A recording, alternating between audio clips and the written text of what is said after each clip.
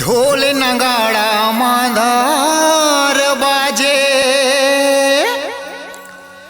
भुवन माता तोर मगन भये लंगुरवा नाचे, अंगना माता तो। बोल दुर्गा मैया की जय।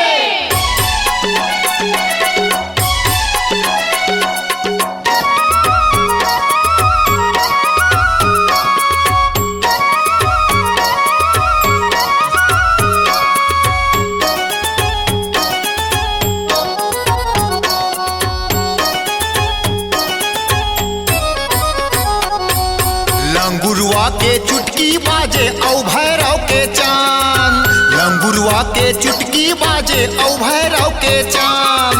शिव शंकर के डमरू बाजे, शिव शंकर के डमरू बाजे, नारद के करताल दाई नाचे अंगना ओ माता नाचे भुवना। थीरक थीरक के भवानी नाचे अंगना,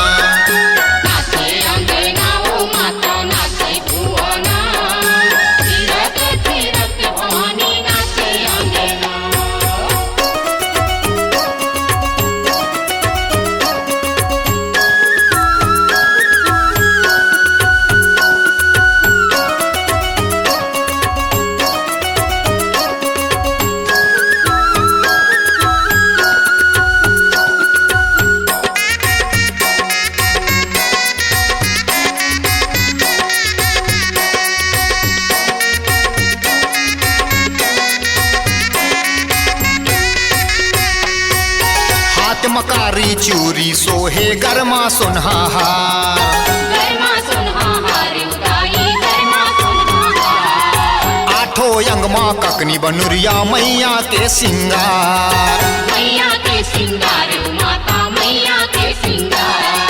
चम चम चमके माथे मकुटिया, चम चम चमके माथे मकुटिया, पैरी के झनकार दाई नाचे अंगना ओ माता नाचे भुवना।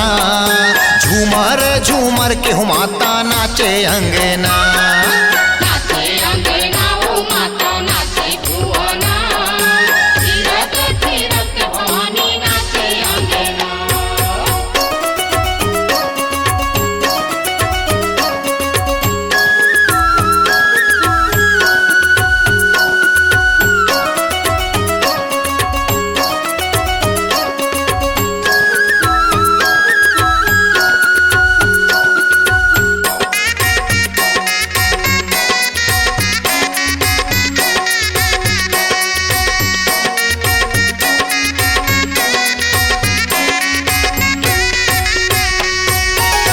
मंजीरा टिमकी बाजे औ बाजे नंगाड़ा, औ बाजे नंगाड़ा उदाई औ बाजे नंगाड़ा। रन बन बरुआ नाचे ए पारा ओ पारा, ए पारा ओ पारा माता ए पारा ओ पारा। झुमर झुमर के नाच भवानी, झुमर झुमर के नाच भवानी, एक मान के आगर दाई नाचे अंगना ओ माता नाचे भुवना। झूमर झूमर के हो माता नाचे अंगना, नाचे अंगना ओ माता नाचे भुवना। थीरक थीरक भवानी नाचे अंगना।